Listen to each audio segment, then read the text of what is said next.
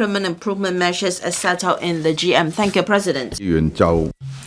Honorable Martin Lau will address the Council on the ICAC HKSAR of the PRC Annual Report 2022 and reports of the ICAC Advisory Committees. Honorable Martin Lau. President, in my capacity as Chairman of the Advisory Committee on Corruption, I'd like to brief members on the ICAC Annual Report 2022. Tabled today. In 2022, Hong Kong was faced with the challenge of the pandemic. The ICAC has been dedicated to law enforcement, corruption prevention, and education to gain public support through publicity and deepen cooperation with the mainland and the international community to build a clean society and fight corruption. In a generosity of spirit, the ICAC officers made it their obligation to assist in the battle against COVID. I hereby express my gratitude for their contribution and their efforts. During the year, corruption in Hong Kong continued to be under control with low level of corruption and a clean society. According to the ICAC Annual Opinion Survey 2022, almost all, or 98.9% of the respondents, said that they had not encountered any corruption in the past 12 months. The ICAC received a total of 1,835 non-election related corruption complaints in 2022, a 19% decrease from 2021. The decline was mainly due to the fifth wave of the pandemic, which led to a significant reduction in economic activities. In the public sector, although some civil servants were investigated or prosecuted for corruption, the integrity of the civil service remained high, as the public pins very high expectation on the integrity of public servants.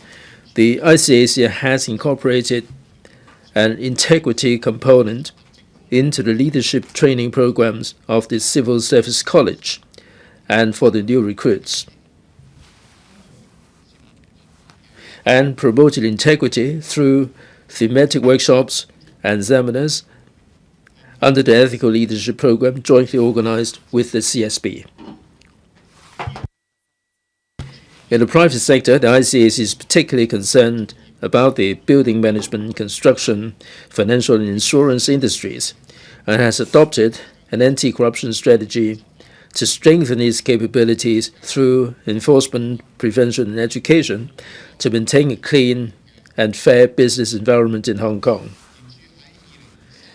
In January 2023, the ICAC mounted a major enforcement operation on building management and maintenance, which successfully neutralized a well-organized corruption syndicate.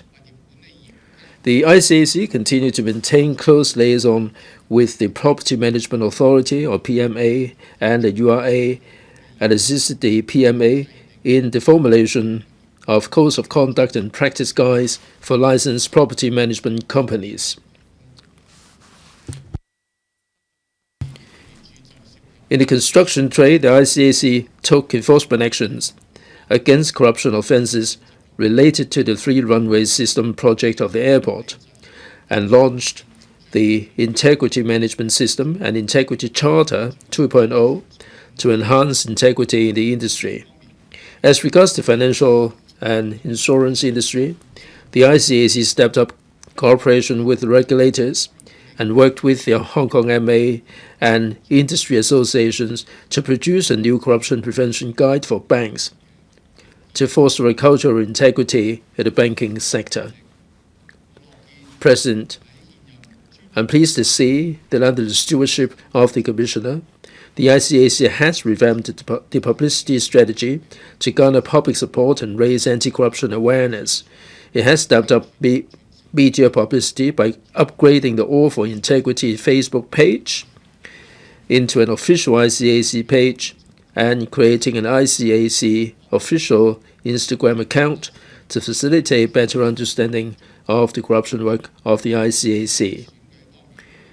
In terms of clean and fair elections, the ICAC takes strict enforcement action against manipulation and sabotage of elections.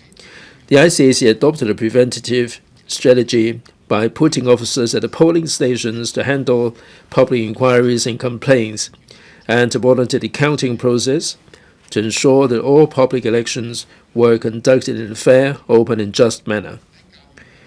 In terms of education and publicity, the ICAC adopted a total coverage strategy to ensure that the 2022 CE election, the 2022 electrical election committee by-election, and the 2023 rural representative election were conducted in a clean and impartial manner.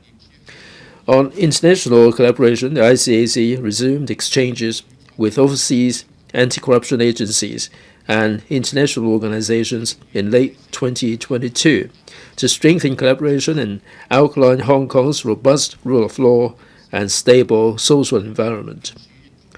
The ICAC maintains close liaison with the National Supervisory Commission and the anti-corruption agencies in the GBA to tie in with the National Anti-Corruption Policy and the GBA. In addition, since taking over the chairmanship of the IAACA in January 2022 and the establishment of the Secretariat, the ICAC has established collaborative relationship with its partners around the world through the regional coordination mechanism. President, in line with the country's Belt and Road initiative to promote integrity and to reflect Hong Kong's integrity to the international community, the ICAC is actively preparing the establishment of the International Anti-Corruption Academy to promote national and Hong Kong anti-corruption efforts. The Academy will strategically provide training for local and overseas agencies. It will become a platform for local and international researchers and scholars to exchange ideas and promote global collaboration and sharing of resources, with a view to enhancing Hong Kong's influential position in the international arena. President, next year marks the 50th anniversary of the ICAC. The ICAC is planning a whole series of celebration events, including international conferences, open days, TV dramas, and public engagement, to showcase to Hong Kong and the world the ICAC's steadfast determination to fight corruption and the achievements that we have made. I am confident that the ICAC will continue to uphold its proven anti-corruption strategy and make every effort to achieve breakthroughs in law enforcement, corruption prevention, and education, and international cooperation, uphold Hong Kong's reputation as a corruption-free city. So I speak. Mr. Stephen Ho will address the Council on ICAC Complaints Committee and